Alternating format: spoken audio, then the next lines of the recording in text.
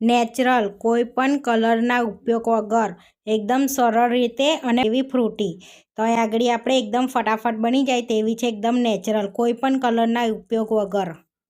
Hi friends, આજે હું share કરીશ તમારી સાથે ફ્રૂટી બનાવવાની રેસીપી. તો અહીં આગળ આપણે પાક્કો મેંગો લઈ લીધો છે, થોડોક કાચો મેંગો લીધો છે અને ખાંડ લીધી છે. પાકા મેંગોનો અને કાચા મેંગોનો બેવનો ઉપયોગ કરીએ છીએ, જેથી ફ્રૂટી એકદમ સરસ બનશે અને નેચરલ બનાવીશું આપણે, કોઈ બી ફૂડ કલર એડ કર્યા વગર. તો આપણે પહેલાં આને કૂક કરી લઈશું, થોડીક સોફ્ટ કરી લેવાની છે. તો એક કઢાઈમાં આપણે મેંગોને લઈ લઈશું, કાચો મેંગો પણ એડ કરી દઈશું અને અડધો ગ્લાસ પાણી એડ કરીશું. આપણે બહુ પાણી એડ નથી કરવાનું, બહુ પાણીનો ઉપયોગ આપણે નથી કરવાનો, નહીં તો મેંગો આપણો એકદમ પતલો થઈ જાય છે, એટલા માટે ઓછો પાણીનો ઉપયોગ કરી દે. અને થોડીક ખાંડ એડ કરીશું, 1/4 કપ જેટલી અંદર. હવે મિક્સ કરી લઈશું આપણે એને સરસ એવી અને 10 થી 15-20 મિનિટ માટે એને કૂક થવા દઈશું, જેથી આપણી મેંગો સોફ્ટ થઈ જાય. તો ઢાંકીને આપણે સોફ્ટ થવા દઈશું. હવે 15 મિનિટ જેવું થઈ ગયું છે, તો આપણે જોઈ લઈશું ખોલીને. તો જોઈ શકો છો સરસ એવી સોફ્ટ થઈ ગઈ છે. તો તમે આને કૂક કર્યા વગર પણ ફ્રૂટીને બનાવી શકો છો. કૂક કર્યા પહેલાં પીસી લેવાની છે, પછી કૂક કરવાની છે અને વચ્ચે વચ્ચે હલાવતું રહેવાનું છે આપણે. તો જોઈ શકો છો સરસ સોફ્ટ થઈ ગઈ છે આપણી બેવ કેરી. હવે આપણે એને ગાળી લઈશું. તો આ રીતની તપેલીમાં આપણે ચાયની મૂકીશું, આ રીતની લઈને પછી એની અંદર મેંગોને આપણે ગાળી લેવાનો છે. આ મેંગોને આપણે હવે ઠંડો થવા દેવાનો છે, જેથી પીસવાનો છે આપણે, એટલા માટે. તો સરસ આપણે મેંગો ઠંડો થઈ ગયો છે, અડધો કલાક રેસ્ટ આપ્યો તો સરસ એવો. હવે પાણી વગર આપણે એને પીસી લેવાનો છે, બહુ પાણીનો ઉપયોગ નહીં કરીએ. તો અહીંયા મિક્સર લઈ લીધું છે આપણે. તો જે ચાસણીવાળું પાણી છે ને એ જ એડ કરી દઈશું આપણે થોડુંક અંદર, એની અંદર, અને પીસી લઈશું. તો આપણે સરસ પીસી લીધી છે, ચેક કરી લઈશું તો જોઈ લઈએ.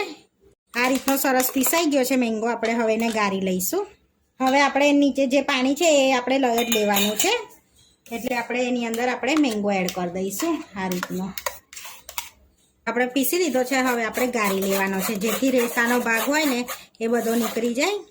એટલે આપણે ગાળીને યુઝ કરવાનો છે, આ રીતનું ગાળી લેવાનું છે. જોઈ શકો છો તો આપણે બધું આ રીતનું ચારી લીધું છે. જોઈ શકો છો આ રીતનો રેસાનો ભાગ હોય તો નીકળી જાય. આ રીતનો આપણે કાચકીનો એકલીનો પણ ઉપયોગ કરી શકો છો. આપણે કાચકી અને પાકીનો બેવનો ઉપયોગ કર્યો છે કેરીમાં. તો આપણે સરસ એવી બધી ગાળી લીધી છે. હવે વિસ્કરથી આપણે સરસ એને ફેટી લેવાનું છે આ રીતે.